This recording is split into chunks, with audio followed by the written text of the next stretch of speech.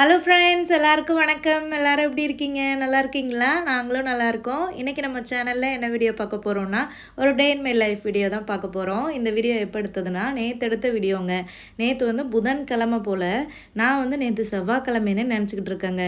இப்போ வீடியோ நான் ரெக்கார்ட் பண்ணி ஆரம்பித்த உடனே நான் வந்துட்டு செவ்வாய்க்கிழமை நேற்று எடுத்த வீடியோன்னு சொன்னேன்னா, அப்புறம் எனக்கே டவுட்டாக இருந்துச்சு, செவ்வாய்க்கிழமையா புதன்கிழமையான்னு. அப்புறம் ரெக்கார்ட் பண்ணதை ஆஃப் பண்ணிவிட்டு கேலண்டரில் போய் பார்க்குறேன், புதன்கிழமை. நம்ம தான் வந்துட்டு ஆப்சண்ட்டில் இருக்கோம் போல். செவ்வாய்க்கிழமைன்னு நினச்சிட்ருக்கோம். மதியம் ஹஸ்பண்ட்டை கன்வின்ஸ் பண்ணிக்கிட்டு இருந்தேன், இன்றைக்கி வந்துட்டு புதன்கிழமை தான், நம்ம வெள்ளிக்கிழமை தானே மார்க்கெட் போவோன்னு. ஹஸ்பண்ட் கேட்டாங்க, நாளைக்கு மார்க்கெட் போகலாமா, காய்கறி இருக்கா, போவேணாமான்னு சொல்லிட்டு. நாளை கழிச்சு தானங்க போகணும், இன்றைக்கே என்னங்க கேட்குறீங்கன்னு. அவர் சிரிச்சுக்கிட்டு இருந்தார், இவ தெரிஞ்சு பேசுகிறாளா தெரியாமல் பேசுகிறாளான்னு. நான் இப்போ வீடியோ பேசும்போது தான் இன்றைக்கி வியாழக்கிழமைனே கண்டுபிடிச்சேங்க. எவ்வளோ ஒரு ஞாபக மறதியாக இருக்கேன் பாருங்கள். சம்டைம்ஸ் இந்த மாதிரி நடக்கும் தானே. எனக்கு ஒரு கமெண்ட் அட்ரஸ் பண்ணிடலாமா? சிஸ்டர், என்னோடய ஃபோன் போச்சு, உங்கள் வீடியோ பார்க்க முடியலன்னு ரொம்ப கஷ்டப்பட்டேன் சிஸ்டர். இன்றைக்கி தான் உட்காந்து எல்லா வீடியோஸும் பார்க்குறேன். ரொம்ப பிடிக்கும் சிஸ்டர் உங்களை. எப்படி சிஸ்டர் இருக்கீங்க? நல்லா இருக்கீங்களா? ஹஸ்பண்ட் பசங்களாம் நல்லா இருக்காங்களா? இனிமேல் உங்கள் வீடியோ டெய்லி பார்ப்பேன், ஹாப்பி சிஸ்டர் அப்படின்னு ஹரிணின்னு ஒரு சிஸ்டர் வந்து கமெண்ட் போட்டிருக்காங்கங்க. இன்றைக்கி மதியம் தான் அவங்க கமெண்ட் வந்துச்சு. ஐயோ, தேங்க்யூ ஸோ மச் ஹரிணி. உங்களோட அன்புக்கு வந்து ரொம்ப தேங்க் பண்ணிக்கிறேன். உங்களோட ஃபோன் என்னாச்சு? உங்கள் ஃபோனை சரி பண்ணுங்கள். வீடியோ பார்க்குறது பெரிய முக்கியமான விஷயம் இல்லை. உங்களோட வேலைகள், உங்களோட இதெல்லாம் நீங்கள் முதல்ல வந்து பாருங்கள். ஃபோனு வந்து ஏதோ அவங்களோட ப்ராப்ளம் போல், நம்ம வீடியோ பார்க்க முடியலன்னு எந்தளவுக்கு அவங்க கமெண்ட் பண்ணியிருக்காங்க பாருங்கள். Thank you so much. இந்த மாதிரியான ஒரு சில பாசிட்டிவ் கமெண்ட்ஸ்லாம் பார்க்கும்போது எனக்கு ஒரு பூஸ்ட்டாக வந்து இருக்கும். ஸோ அதனால தான் இப்போல்லாம் வந்து உங்களோட கமெண்ட்ஸ் எல்லாம் நாமளும் ஆட் பண்ணலாம், நம்மளையும் மதித்து நமக்கு ஒரு ரெஸ்பெக்ட் கொடுத்து உங்களோட டைமை ஸ்பெண்ட் பண்ணி என்னோடய வீடியோ பார்த்து அதிலே ஒரு கமெண்ட் போடுறீங்கல்ல, அந்த கமெண்ட்டுக்கு நம்ம ஒரு வேல்யூ கொடுக்கலான்னு தான் இப்போல்லாம் வீடியோஸ்லேயே நான் ஆட் பண்ணிகிட்ருக்கேன். Thank you so மச்சுங்க.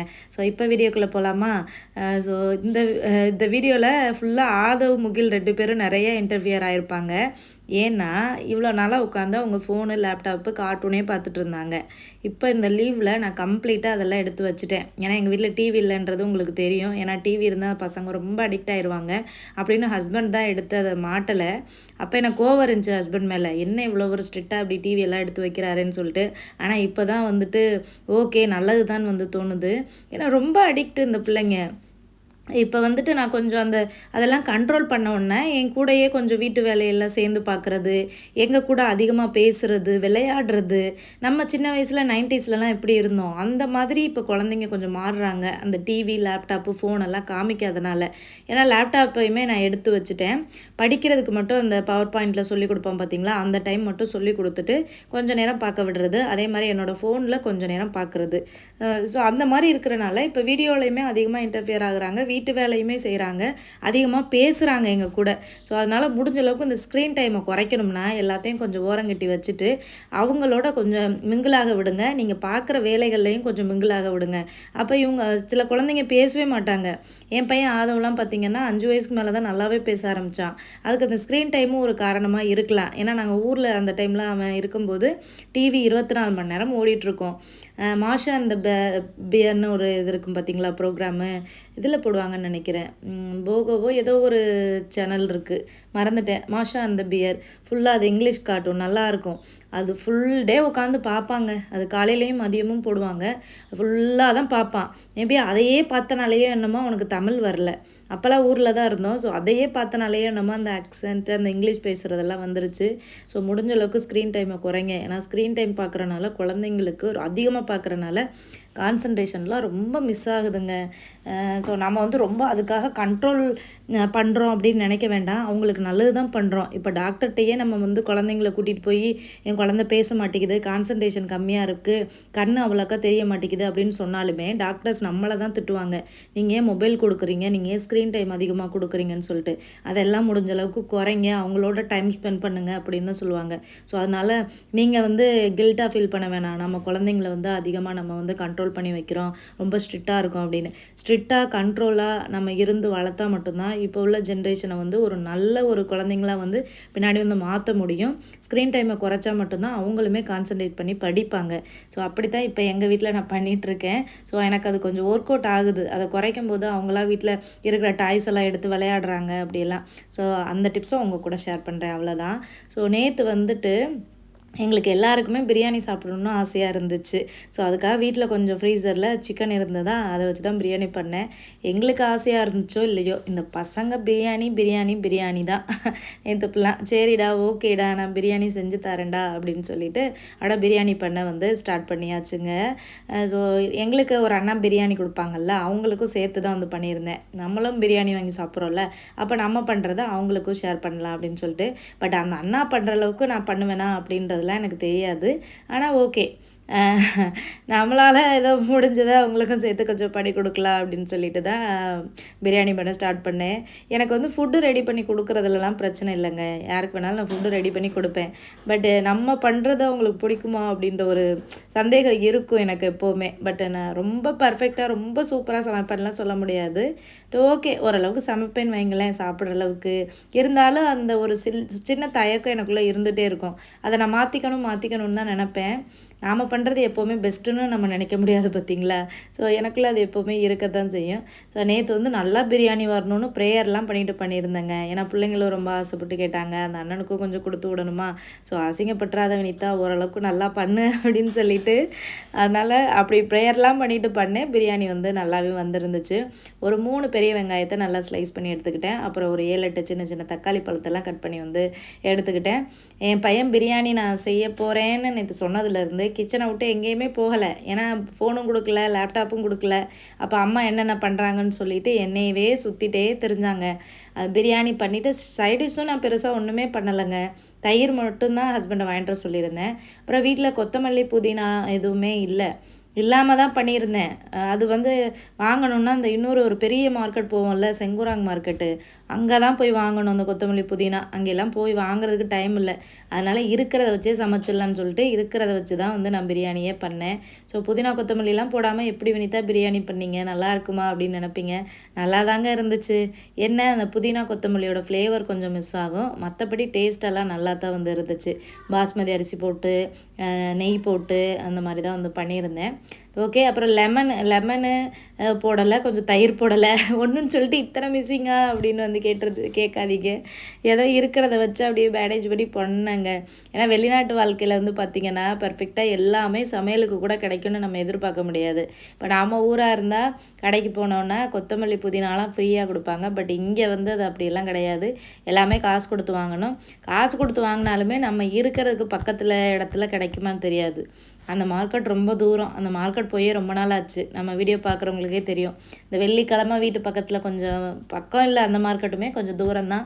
அந்த மார்க்கெட்டில் மட்டும் போய் காலையிலே வாங்கி வச்சுக்கிறது. ஸோ இந்த வீக்கு தான் ஹஸ்பண்ட் போகலான்னு சொல்லிட்டு இருந்தாங்க. ஒரு மாதத்துக்கு மேலே ஆச்சு அந்த செங்குராங் மார்க்கெட்டுக்கு போயிட்டு வரலாம், போய் வாட்டர் மெலன்லாம் வாங்கிட்டு வரலான்னு சொல்லிட்டு. ஏன்னா டைமும் இல்லை, வேலையும் ஹஸ்பண்டுக்கு அப்படி இப்படின்னு போயிட்டுருக்கு. ஸோ இங்கே பாருங்கள், ஃபோனு கொடுக்காததோட எஃபெக்டாக ஆள் வந்து எப்படி தக்காளி வந்து நறுக்கிட்டு இருக்காங்கன்னு சொல்லிட்டு. ஸோ நேற்று நானும் என்னோடய ஃப்ரெண்டும், காலேஜ் ஃப்ரெண்டு, ரொம்ப நாள் கழித்து ஒரு ஃப்ரெண்டு வந்து பேசினா.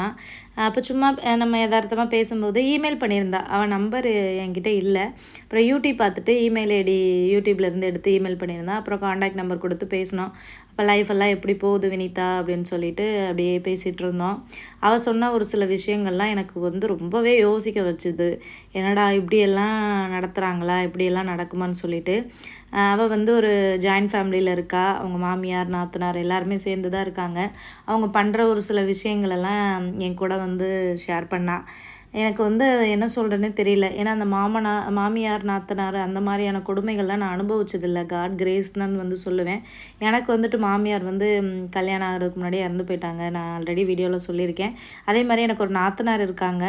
அவங்களெல்லாம் குறையே சொல்ல முடியாதுங்க. அவங்க தான் என்னை வந்து பொண்ணு பார்த்தே என் ஹஸ்பண்டுக்கு வந்து கட்டி வச்சாங்க. என்னை பெருமையாக தான் சொல்லுவாங்க. அவங்க என்னை பற்றி குறை சொல்லி நான் கேள்விப்பட்டதே இல்லை. என் ஹஸ்பண்டை வேணால் ஏதாவது சொல்லுவாங்க, கோவப்படாத வினிதா, நல்லா பார்த்துக்கோ அப்படி இப்படின்னு என் ஹஸ்பண்டை சொல்லுவாங்க என்னோடய நாத்தனார். ஆனால் என்னை அவங்க விட்டு கொடுத்து எங்கேயுமே பேசி நான் கேட்டதே கிடையாது. ஊருக்கு போனாலே என்னை பார்த்தா என்னை நல்லா வச்சுக்கிடுவாங்க என்னோடய நாத்தனார். நான் ஊருக்கு போகும்போது நான் அவங்கள வீடியோவில் வந்து காமிக்கிறேன். என்னை ரொம்ப பெருமையாக நினப்பாங்க, என்னோடய யூடியூபெல்லாம் பார்ப்பாங்க. பரவாயில்ல வினிதாவுக்கு வந்து ஓரளவுக்கு தெரியுது அப்படின்னு சொல்லிட்டு என்னை அப்ரிஷியேட் பண்ணுவாங்க. ஒரு 4 பேருக்கு முன்னாடி வந்து என் தம்பி பொண்டாட்டியா அப்படின்னு சொல்லிட்டு என்னை அப்ரிஷியேட் பண்ணுவாங்க.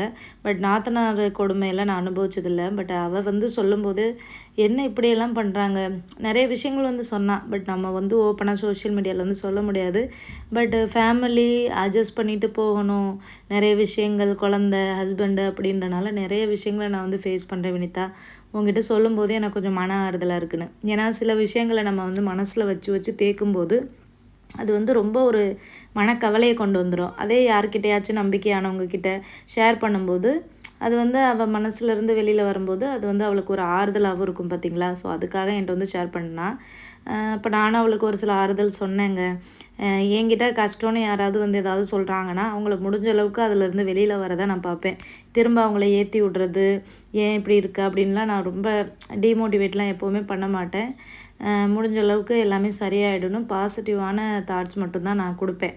ஏன்னா என்னோடய வாயிலேயும் பாசிட்டிவான விஷயங்கள் தான் வரும், பாசிட்டிவாக தான் சொல்லவும் நினப்பேன். பட் அப்போ தான் தோணுச்சு, வாழ்க்கையில் பெண்கள் எவ்வளோ விஷயங்களை ஃபேஸ் பண்ணுறாங்க அப்படின்னு சொல்லிட்டு. எவ்வளோ விஷயங்கள் நடந்தாலுமே அது எல்லாத்தையும் மறந்துட்டு சகிச்சுக்கிட்டு ஒரே வீட்டில் எல்லாத்தையும் கடந்து அவங்க ஃபேஸையே பார்த்துட்டு வாழ்கிறதுன்றது ரொம்ப ஒரு கஷ்டமான விஷயந்தான். இன்னொன்று சொல்லவா, 90ஸில் இந்த மாதிரி 80ஸில் பிறந்த பெண்கள் மட்டும்தான் வீட்டில் எவ்வளோ கஷ்டம். இப்போ ஹஸ்பண்ட் டார்ச்சர் பண்ணாலும் சரி, மாமியார் டார்ச்சர் பண்ணாலும் சரி, யார் டார்ச்சர், இப்போ ஃபேமிலியில் எவ்வளோ பிரச்சனைகள் இருந்தாலும் பொறுத்துட்டு அமைதியாக வாழ்கிறது எல்லாமே பார்த்திங்கன்னா இந்த 90s 80ஸில் பிறந்த பெண்கள் மட்டும்தாங்க. இப்போ இந்த 2Kலலாம் பிறந்திருக்காங்க பாருங்கள், அவங்களுக்கு அந்த இடத்துல கஷ்டமாக இருக்கா, என்ன ஆனாலும் பிரச்சனை இல்லை, அம்மா அப்பா பற்றி யாரை பற்றி யோசிக்கிற கிடையாது. எனக்கு அந்த இடத்துல கஷ்டமாக இருக்குன்னு மூவ் ஆன் ஆகி போகிறாங்க இப்போ உள்ள ஜென்ரேஷன்லாம். பட் நாம் 90s 80ஸில் பிறந்தவங்கள்லாம் மூவ் ஆனே ஆக மாட்டோம். ஏன்னா நம்ம பல விஷயங்களை யோசிப்போம். இந்த சொசைட்டி என்ன நினைக்கும், நம்மளோட அம்மா அப்பா என்ன நினைப்பாங்க, சுற்றி உள்ளவங்க நம்மளை பற்றி என்ன பேசுவாங்க, அப்போ நம்ம இந்த எல்லா கஷ்டத்தையும் நம்ம ஃபேஸ் பண்ணிவிட்டு வாழ்ந்துடலாம் அப்படின்னு சொல்லிட்டு எவ்வளவோ பெண்கள் வாழ்ந்துட்டுருக்காங்க. ஆனால் இப்போ இருக்கிற ஜென்ரேஷன் வந்து இப்போ நியூஸ்லேயே நம்ம எவ்வளோ விஷயங்களை பார்க்குறோங்க. இப்போ நேற்று கூட பாருங்கள், கேரளாவில் அகில் அப்படின்ற ஒரு யூடியூபரோட ஒய்ஃபு ஒரு பஸ் கண்ட்ராக்டரோட ஓடி போயிருக்காங்க. அதுவும் லவ் மேரேஜ் பண்ணி அவங்க வீடியோஸ்லாம் வந்து பார்த்துருப்பீங்க. நிறைய பேருக்கு தெரிஞ்சிருக்காதுன்னு நினைக்கிறேன். ஏன்னா கேரளாவில் இருந்தனால மோஸ்ட்லி தெரிஞ்சிருக்கும். ஏன்னா அது இன்ஸ்டா யூடியூப்பில் ரொம்ப இப்போ அந்த நியூஸ் வந்து இதாக போய்ட்டு இருந்துச்சுல. ஸோ அவங்கெல்லாம் இப்போ உள்ள ஜென்ரேஷன். ஸோ அவங்களுக்கு ஏதாவது ஒரு கஷ்டமான சூழ்நிலை நடக்குதுன்னா அதை வந்து அவங்க பெருசாக வந்து ஏற்றுக்கிற முடியாது, அதை மூவ் ஆன் ஆகி போயிடுறாங்க. ஸோ ஒரு பக்கத்து அதை பார்க்கையில் ஓகே பரவாயில்லைன்னு தோணுது. பட் இது கேரளாவில் நடந்ததெல்லாம் ரொம்ப ஒரு என்ன சொல்கிறது, ஏற்றுக்கொள்ள முடியாத ஒரு விஷயந்தான். பட் அவங்கவுங்க லைஃப்பில் என்னென்ன ஃபேஸ் பண்ணுறாங்கன்றது நம்ம பக்கத்தில் போய் இருந்து பார்த்தா மட்டும்தான் தெரியும். வெளியிலேருந்து பார்க்கும்போது அந்த பொண்ணை வந்து 1000 குறை வந்து சொல்லலாம். பட் அவங்க வீட்டுக்குள்ளே ஹஸ்பண்ட் அண்ட் ஒய்ஃபுக்குள்ளே என்ன நடந்துச்சுன்றது அவங்க 2 பேருக்கு மட்டும்தான் தெரியும். ஸோ யாரையுமே நம்ம ஈஸியாக போய் குறை வந்து சொல்லிடவே முடியாது. ஸோ இப்போ உள்ள ஜென்ரேஷன் பிள்ளைங்க வந்துட்டு அந்த மாதிரி இருக்காங்க. பட் அந்த ரித்தன்யா ஒரு பொண்ணு இறந்து போனாங்க தெரியுமா, கோயம்புத்தூர் சைடு. பட் அந்த பொண்ணுலாம் இப்போ உள்ள ஜென்ரேஷன் பொண்ணு தான். பட் இருந்தாலுமே அவங்க தைரியமாக இருந்திருந்தாங்கன்னா வாழ்ந்துருக்கலாம். பட் அவங்க வந்துட்டு நிறைய விஷயங்களில் ரொம்ப மென்டலாக வந்து அஃபெக்ட் ஆகி சூசைட் பண்ணி இறந்து போயிட்டாங்க. ஸோ ஒரு சில பெண்கள் இந்த மாதிரியான முடிவு எடுத்துடுறாங்க, சில பெண்கள் வந்து அதில் மூவ் ஆன் ஆகி போயிடுறாங்க. பட் ஒரு இடத்துல என்னை பொறுத்தளவுக்கு ஒரு இடத்துல வந்துட்டு நம்மளால் பொறுத்துக்க முடிகிற அளவுக்கு பொறுத்துக்கலாம். பட் ஓவராக நம்மளை பண்ணும்போது நம்மளால் அந்த லைஃப்பை விட்டு மூவ் ஆகி போய் சர்வே பண்ண முடியும் அப்படின்னா நம்ம மூவ் ஆகி போகிறதுல தப்பு இல்லை. பட்டு சில விஷயங்களை நம்ம அட்ஜஸ்ட் பண்ணிவிட்டு வாழ்ந்து தான் ஆகணும். ஏன்னா ஃபேமிலி அப்படின்ற போது ஒவ்வொருத்தவங்க ஒவ்வொரு மாதிரி இருப்பாங்க. 5 விரலும் ஒன்றாப்பில் இருக்காது, ஒவ்வொரு மாதிரி தான் இருக்கும். பட்டு நிறைய விஷயங்களை அட்ஜஸ்ட் பண்ணிட்டு போகிறதும் நல்லது தான். பட் எல்லா விஷயங்களுக்கும் அட்ஜஸ்ட் பண்ணிட்டு போகிறது நல்லதும் இல்லை. ஸோ இந்த விஷயங்களில் என்ன சொல்கிறதுன்னு எனக்கு தெரியல. பட் அவள் சொல்லியிருந்தா, என்னோடய ஃப்ரெண்டும் சொல்லியிருந்தா நீ வீடியோவில் சொல்லுன்னு சொல்லிட்டு. பட் நான் எல்லாத்தையும் சொல்லணும்னு எனக்கு தோணலை. ஏன்னா அவளோட ஃபேமிலியில் நடக்கிறத வந்துட்டு சம்டைம்ஸ் அவங்க ஃபேமிலியிலே யாராவது வீடியோஸ் பார்த்தாங்கன்னு வைங்களேன், அப்போ என்கிட்ட சொல்லி ஏதாவது இதாகுமோ அப்படின்னு சொல்லிட்டு நான் வந்து வேண்டாண்டி வீடியோலலாம் சொல்ல வேண்டாம், உனக்கு மனசு கஷ்டமாக இருந்துச்சுன்னா என் கூட ஷேர் பண்ணிக்கிறதோட விட்டுரு, ரொம்ப வந்துட்டு இது பண்ணாத, நீ இப்போ வந்து ஒரு மன கஷ்டத்தில் இருக்க, ரொம்ப எமோஷ்னலாக ஃபீல் பண்ணுற, அதனால என்கிட்ட சொல்லி அதை வந்து வீடியோவில் சொல்கிறேன். நாளை பின்ன வந்து அது எல்லாமே சரியாயிட்டு நீங்கள் ஒரு ஃபேமிலியாக இருக்கும்போது நீயே கில்ட்டியாக ஃபீல் பண்ணுவேன், எதுக்காக நம்ம இவங்களை பற்றி இப்படி சொல்ல சொன்னோம் அப்படின்னு சொல்லிட்டு. ஸோ அதனால் ஃபேமிலி விஷயத்த ரொம்ப வந்து ஓப்பனாக அந்த மாதிரி யூடியூப்பில் சொல்கிறது நல்லது இல்லைன்னு அப்போ நான் சொல்லி இது பண்ணேன். பட்டு பெண்கள் வந்து எப்போவுமே கொஞ்சம் தைரியமாக இருக்கணுங்க. நம்மளை சுற்றி வந்து டார்ச்சர் பண்ணுற மாதிரி ஏதாவது சில விஷயங்கள் சில பேர் பண்ணத்தான் செய்வாங்க. ஸோ அதை வந்து நம்ம ரொம்ப வந்து எமோஷ்னலாகவும் எடுத்துக்கக்கூடாது, ரொம்ப அதை பற்றி ரொம்பவும் வந்து இது பண்ணக்கூடாது. முடிஞ்ச அளவுக்கு பேசி சரி பண்ணலாம். டேரெக்டாக அதை தான் நான் சொன்னேன், நீ டேரெக்டாக கேளு, எல்லாத்தையும் மனசுக்குள்ளேயே வச்சுக்கிட்டு இருந்தீங்கன்னா அது உனக்கு வந்து ரொம்ப கஷ்டமாக இருக்கும். எதனாலுமே வந்து டைரெக்டாக கேட்டு வந்து அதை சரி பண்ணு அப்படின்னு தான் சொல்லியிருக்கேன். அதுக்காண்டி எல்லா விஷயங்களுக்கும் வந்து பொறுத்துட்ருக்காத, ஒரு சில விஷயங்களை கேட்டால் மட்டும்தான் சில பேரை வந்து மாற்ற முடியும் அப்படின்னு சொல்லி அவளுக்கு வந்து சொன்னேன். அப்புறம் என்கிட்ட ஷேர் பண்ணதுக்கப்புறம் கொஞ்சம் மனசு ஓரளவுக்கு பரவாயில்ல அப்படின்ற மாதிரி சொல்லிகிட்டு இருந்தா. அப்போ தான் எனக்கு தோணுச்சு, ஓகே நமக்கு வந்து அந்த மாதிரியான பிரச்சனைகள் இல்லை, ஏன்னா அந்த மாதிரி நான் ஃபேஸ் பண்ணதில்லைல, அதனால் எனக்கு அவ்வளோக்கா தெரியல. பட் ஒரு சில ஃப்ரெண்ட்ஸு தெரிஞ்சவங்க இந்த மாதிரி பழகிறவங்க, அதுவும் இந்த யூடியூப்பில் நான் வீடியோ போட்ட ஆரம்பிச்சதுலேருந்து எனக்கு இன்ஸ்டாவில் டிஎம் பண்ணுறவங்க, யூடியூப்பில் மெசேஜ் பண்ணுறவங்க, அவங்க அந்த மாதிரி கமெண்ட்லலாம் நான் பார்த்துருக்கேன். ஸோ பாவம் பெண்கள் எவ்வளோ விஷயங்களை ஃபேஸ் பண்ணி ஒரு லைஃப்பை வந்து மூவ் ஆன் பண்ணி போயிட்டுருக்காங்க அப்படின்னு சொல்லிட்டு. ஸோ வீடியோ பார்க்குறவங்க நீங்கள் சொல்லுங்கள், இதை பற்றி என்ன நினைக்கிறீங்க, நீங்கள் ஏதாவது ஃபேஸ் பண்ணியிருக்கீங்களா, இந்த மாதிரி ஃபேஸ் பண்ணிகிட்ருக்கீங்களா அப்படின்னு சொல்லிட்டு. கண்டிப்பாக பொண்ணாக பிறந்து கல்யாணம் ஆகி ஒரு குடும்பத்தில் போனோன்னா ஏதாவது ஒரு பிரச்சனைகளை ஃபேஸ் பண்ண தான் செய்வோம். ஏன்னா பிரச்சனை இல்லாத மனுஷங்க யார் தான் இருக்கா? ஸோ எல்லாருக்குமே ஏதாவது ஒரு பிரச்சனைகள் இருக்க தான் செய்யும். பட் அதை வந்து ரொம்ப வந்து தீவிரமாக எடுத்துக்கிட்டு மனசை வந்து ரொம்ப கஷ்டப்படுத்திக்காதீங்க. ஏதாச்சும் ஒரு வேலை பண்ணுங்கள். சில விஷயங்களை மறக்கிறதுக்கு சில வேலைகள் பண்ணால் மட்டும்தான். ஸோ அந்த மாதிரி தான் எல்லாரோட லைஃப்புமே. ஸோ இந்த விஷயத்துக்கு நான் சரியாக பேசினேன்னா என்னென்னு எனக்கு தெரியல. பட் உங்கள் கூட ஷேர் பண்ணணும்னு தோணுச்சு. ஏன்னா ஒரு 20 நிமிஷம் லாங் வீடியோ, இந்த வீடியோ வந்து ஒரு 20 நிமிஷம் லாங் வீடியோ. அதில் வந்து நான் இந்த ரெசிபி பண்ணேன், இதை பண்ணேன், அதை பண்ணேன்னு பேசுகிறத விட சில விஷயங்களை உங்கள் கூட ஷேர் பண்ணும்போது ஒரு கனெக்ட் ஆகிற மாதிரி ஒரு ஃபீல் இருக்கும். ஸோ அதனால தான். ஸோ பிரியாணி தாங்க எப்பவும் போல் பண்ணுற மாதிரி தான் தம் பிரியாணி. பாஸ்மதி அரிசிக்கு 1க்கு 1.5 கப் அளவுக்கு தண்ணி வச்சேன். வெங்காயம் போட்டு வதக்கிட்டு, தக்காளி போட்டு வதக்கிட்டு, இஞ்சி பூண்டு பேஸ்ட்டு மசாலாலாம் போட்டுட்டு, அப்புறம் சிக்கன் போட்டு வதக்கிட்டு, அப்புறம் தண்ணி ஊற்றி தம் போட்டு அந்த மாதிரி தான். பட் பிரியாணி பண்ணுறதுக்கு முன்னாடியே ஹஸ்பண்ட் வந்துட்டாங்க, லஞ்சு சாப்பிட வருவாங்கள்ல. ஸோ வந்துட்டு இன்னும் முடியலையா பிரியாணின்னு கேட்டாங்க. கொஞ்சம் வெயிட் பண்ணுங்கப்பா, தம் போட்டுட்ருக்கேன்னு சொன்னேன். அப்புறம் சைடிஷ்க்கு என்னன்னு கேட்டாங்க. தயிர் இருக்குல்ல, அதை வச்சு மேனேஜ் பண்ணிக்கலாம், தயிர் வெங்காயம்னு சொல்லிட்டு. பெருசாக எங்கள் வீட்டில் வந்துட்டு பிரியாணிக்கெலாம் வந்துட்டு சைடிஷ் வச்சு சாப்பிட்றதுலாம் வந்து பிடிக்காது. வெறும் பிரியாணி இருந்தாலே நாங்கள் நல்லா சாப்பிட்டுக்குருவோம். நிறையா வச்சு சாப்பிட்றத விட இந்த மாதிரி வெறும் பிரியாணி தான் எங்களுக்கு வந்து ரொம்ப பிடிக்கும். அப்புறம் ஹஸ்பண்ட் வந்து ஃப்ரிட்ஜுக்குள்ளே இருந்து பீட்ரூட்டு, பம்கின்னு, அதுக்கப்புறம் வெள்ளரிக்காய் அதெல்லாம் வந்து எடுத்தாங்க. அதெல்லாம் ஒரு சேலட் மாதிரி போடலான்னு சொல்லிட்டு. இந்த பம்கின் வந்து நம்ம வீட்டில் காய்ச்ச பம்கின்ங்க. ஒரு பம்கின் பறித்தோம் பார்த்தீங்களா, அதுதான். அதை வெட்டி வந்து 2 ஃப்ரெண்ட்ஸுகளுக்கு கொடுத்தோம். பக்கத்து வீட்டுக்காரவங்க ஒருத்தவங்க, அப்புறம் அந்த அண்ணா பிரியாணி கொடுக்குறாங்கல்ல எங்களுக்கு சாப்பாடு, அவங்களுக்குமே. ஸோ அவங்களுக்கு பாதி கொடுத்துருந்தோம். அப்புறம் பேலன்ஸ் கொஞ்சம் நாங்கள் வச்சுருந்தோம். 3 பங்காக போட்டோம் அந்த பம்கின்லேயே. அதில் ஒரு நாள் பொரியல் பண்ணிட்டோம். அப்புறம் இன்னொரு நாள் கொஞ்சம் பொரியல் பண்ணுறதுக்காக ஃப்ரிட்ஜில் வச்சுருந்தேன். அவர் வந்துட்டு என் ஹஸ்பண்டுக்கு வந்து பொரியல் பண்ணுறத விட பச்சையாக சாப்பிட்றது நல்லா இருக்குன்னு சொல்லிட்டு பச்சையாகவே சாப்பிட்டுட்ருக்காருங்க. பச்சையாக சாப்பிட்லாமான்னு தெரியல, பட் டேஸ்ட் வந்து பார்த்திங்கன்னா நல்லா சக்கரவள்ளி கிழங்கு மாதிரி இருக்குங்க. அதாவது ஆர்கானிக்காக விளையிற காய்கறிகள் அப்படி டேஸ்ட்டுங்க. அதில் பொரியல் பண்ணியிருந்தேன். கடையில் எத்தனை நாள் நம்ம பம்கின் வாங்குகிறோம். நான் மார்க்கெட் போனாலே பூசணிக்காய் வாங்காமல் வரமாட்டேன், ஏன்னா அது ரொம்ப நல்லது. எங்கள் வீட்டில் எனக்கும் ஹஸ்பண்டுக்குமே ரொம்ப பிடிக்கும். இவ்வளோ நாள் வாங்கி சாப்பிட்டதை விட வீட்டில் முளைச்ச மருந்து எதுவுமே அடிக்காத அந்த பம்கின் அவ்வளோ டேஸ்ட்டாக சூப்பராக இருந்துச்சுங்க. அப்போ தான் உணர்ந்தோம், ஆர்கானிக் வெஜிடபிள் தான் அப்படின்னு சொல்லிட்டு. அதுக்கப்புறமா பிரியாணி வந்து ஓரளவுக்கு தம் போட ரெடி ஆகிடுச்சு. தம் போட்டு வச்சிடலான்னு மூடி வைக்கலான்னு பார்த்தா என் பையன் வந்து, அம்மா கேஷ்யூ வந்து மேலே போட்டு தாங்கம்மா அப்படின்னு சொன்னான். அதுக்கப்புறம் ஒரு பேனில் வந்துட்டு கொஞ்சம் வெண்ணெய் போட்டுட்டு அதை உருக்கிட்டு அப்படியே அந்த கேஷ்யூவை போட்டு ஃப்ரை பண்ணேன். நெய் உருக்கிறதுக்காக தான் வெண்ணெய் வாங்கி வச்சுருந்தேன். அது பண்ணுறதுக்கு டைம் இல்லை, அதனால் வெண்ணெயாகவே வந்து போட்டாச்சு. அது சூடுலேயே அப்படியே உருகிரும் பார்த்திங்களா. அதுக்கப்புறம் நல்லா அந்த முந்திரியை ஃப்ரை பண்ணி விட்டுட்டு மேலாப்பில் அப்படியே வந்து ஊற்றிட்டேன். இந்த மாதிரி மேலாப்பில் நெய் ஊற்றும் போது நல்லா வந்து பிரியாணி வந்து பொழு பொழுன்னு வரும். அவ்வளோதான். இந்த தண்ணி வந்து கொஞ்சம் வற்றினாலே போதும். இந்த டைமில் தோசைக்கல்லை ஹீட் பண்ணிவிட்டு அப்படியே தம் போட்டுற வேண்டியதான். இல்லைனா வந்துட்டு அவனை ஹீட் பண்ணி வச்சுருக்கேன் நான். இந்த மாதிரி தான் வந்து பண்ணேன். அவனை ஹீட் பண்ணிவிட்டு ஒரு 5 நிமிஷம் வந்துட்டு அப்படியே உள்ள அவனில் வச்சோன்னா அது நல்லா அப்படியே அந்த தண்ணியெல்லாம் வற்றி நல்லா பொழு பொழுன்னு சூப்பராக வந்துருந்துச்சு. அப்புறம் சூடானதுக்கப்புறம் கொஞ்சம் பிரியாணி எடுத்து அந்த அண்ணாவுக்கும் கொடுத்து விட்டுட்டு, ஹஸ்பண்ட் நான் பக்கத்தில் தான் இருக்காங்க, அவங்க எங்கள் ஏரியா தான். ஸோ அவங்களுக்கு கொடுத்து விட்டுட்டு அதுக்கப்புறமா நாங்கள் உட்காந்து சாப்பிட வந்து ஆரம்பித்தாச்சு. நான் கொடுக்கும்போதே சொல்லி தான் கொடுக்க சொன்னேன். உங்கள் அளவுக்கு பிரியாணி இருக்காது, ஏதோ வினிதாவுக்கு தெரிஞ்ச அளவுக்கு படி இருக்குது, கொஞ்சம் மேனேஜ் பண்ணி சாப்பிடுங்கன்னு. அந்த அண்ணா நல்லாயிருக்குன்னு தான் சொல்லியிருந்தாங்க. பட் லேடிஸ் சமைக்கிறத விட ஆண்கள் சமைக்கிறது கொஞ்சம் நல்லாயிருக்கும் தெரியுமா. நல்லா சமைப்பாங்க. என் ஹஸ்பண்டுமே சமைப்பார். அவர் குழம்பு சாப்பாடெலாம் வைக்க தெரியும். பட் அவருக்கு டைம் இல்லைன்னு ஓபி அடிச்சிடுவார். நான் இந்தியா போன டைமெல்லாம் ஹஸ்பண்டு தானே சமைச்சு சாப்பிட்டாங்க. பழைய வீடியோக்கள்லாம் ஆதவும் அவங்க அப்பாவும் இங்கே இருந்தாங்கல்ல, அப்போல்லாம் ஃபோட்டோ எடுத்து அனுப்புவார். இன்றைக்கி இந்த குழம்பு வச்சேன், இன்றைக்கி அந்த குழம்பு வச்சேன்னு. பார்க்குறதுக்கு நல்லா தான் இருக்கும். ஆனால் என்ன நமக்கு தான் சமைச்சு தர மாட்டாங்க. சமைக்கிறதுக்கு வந்து ஆசை இருந்தாலுமே உங்களுக்கு டைம் இருக்காதுங்க. அதுதான் மெயின். பொறுமையாக நின்று சமைக்கணும்ல. சமைக்கிறதும் ஈஸி கிடையாதுங்க. ரொம்ப ரொம்ப பொறுமை வேணும். ஒவ்வொன்றும் அதை இது பண்ணி பண்ணுறதுக்கு. ஃபஸ்ட்டு வந்து பிரியாணியை உள்ளே வச்சுட்டு எடுத்து பார்த்தேன். அது வந்து இன்னும் நல்லா பொழு பொழுன்னு வராமல் இன்னும் கொஞ்சம் வாட்டரியாக இருந்த மாதிரி இருந்துச்சு.